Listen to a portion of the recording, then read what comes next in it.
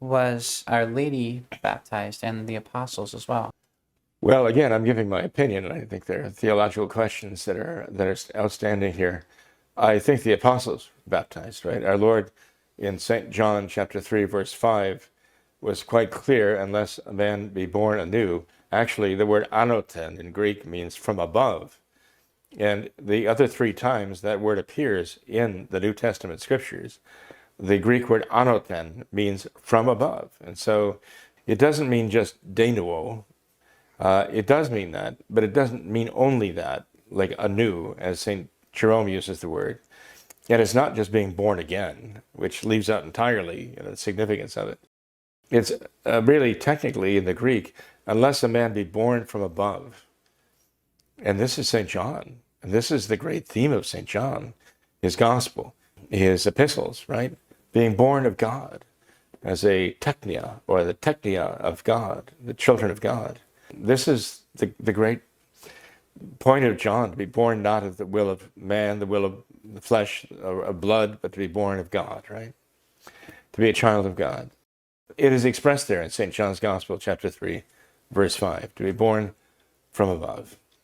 And the apostles, very well aware of our Lord's teaching and how intense it was, they would have been baptized, certainly. They would not have been going around baptizing everybody else in the world and not avail themselves of the sacrament of baptism. Whether Our Lady was baptized is another question, though. Would Eve, in the Garden of Eden, before original sin, would she have needed to be baptized to be saved? I think most everyone would say, well, no, before Adam and Eve sinned, they did not need to be baptized. They were created in grace. They had the sanctifying grace of God.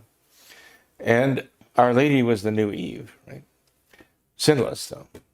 Sinless. And she was the new Garden of Eden in which the Son of God was conceived, right?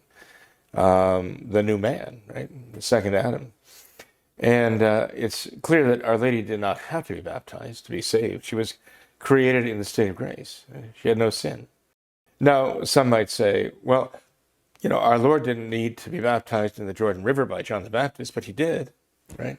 Our Lord didn't need to be carried as a baby into the temple and there in the women's court have the two little turtle doves offered in sacrifice to redeem him because he was the redeemer of all and he could not be redeemed, right?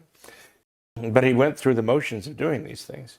So there are those who say, well, the Blessed Mother, we say, didn't have to die either, but she did, that she chose to die. At least theologians say that that is the case. We piously believe that she did that in imitation to be one with her Son in all things. So could she have been baptized either by John the Baptist, right, or by, more so even by the apostles themselves? It's possible. Would it have been against the faith for her to have been baptized? Not necessarily, any more than our Lord did choose to undergo these rites as a means of kind of closing them out, as it were, putting an end to the Old Testament and instituting the New. So I don't think it would be offensive to pious ears to say that Our Lady was baptized, but I just would have to agree with those who say it certainly wasn't necessary, and there's no record of it. And even St. John Damascene, who writes about Our Lady's Assumption into heaven and so on, there's no mention anywhere in the writings of St. John Damascene, as I recall, alluding to Mary being baptized. But then I don't know of necessarily explicit allusions to the apostles being baptized either. I would have to assume that they were.